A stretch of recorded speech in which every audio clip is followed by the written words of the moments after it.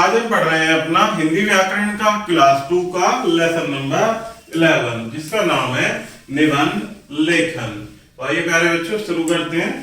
किसी विषय पर अपने विचारों तथा भावों को सरल तथा प्रभावी रूप से प्रकट करने वाली रचना निबंध कहलाती है।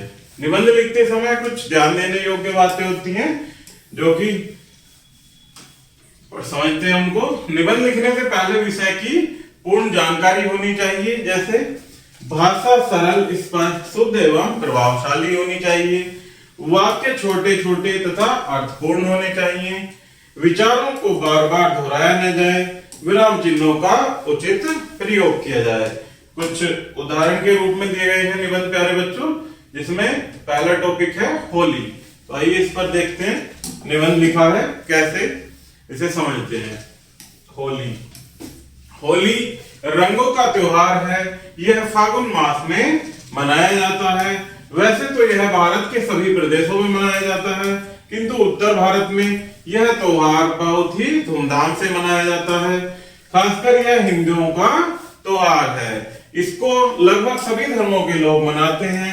होली से एक दिन पहले होलिका दहन के रूप में छोटी होली मनाई जाती है। होली के दिन सभी लोग गिले शिकवे भूलकर एक दूसरे से प्यार से गले मिलते हैं। इस दिन सभी लोग एक दूसरे को होली की बधाई के साथ साथ रंग लगाते हैं। होली प्यार और भाईचारे का अनुभव कराने वाला त्योहार है। नेक्स्ट देखते हैं प्यारे बच्चों हमारा पुस्तकालय पर निबंध। पुस्तकालय शब्द दो शब्दों के सार्थक मेल से बना है, पुस्तक और आल्य से। जिसमें लेखक के भाव संग्रहित हों उसे पुस्तक कहा जाता है। किसे कहते हैं? पुस्तक। जिसमें लेखक के भाव संग्रहित हों। और आल्य स्थान या घर को कहते हैं। इस प्रकार पुस्तकालय उस स्थान को कहते हैं जहां अध्ययन सामग्री संग्रहित रहती है और इस सामग्री की सुरक्षा की जाती है। पुस्तकालय में बैठकर लोग तरह तरह जानकारी प्राप्त करते हैं।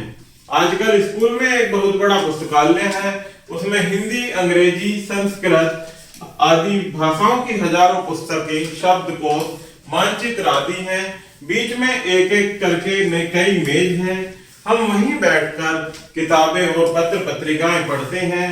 सोमवार को हमारी पुस्तकालय की कक्षा होती है।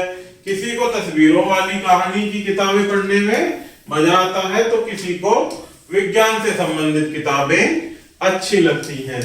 देश विदेश की रोचक जानकारी हमें पुस्तकालय में रखी अनेक पुस्तकों के द्वारा मिल जाती है। हमें पुस्तकालय में शोर नहीं करना चाहिए।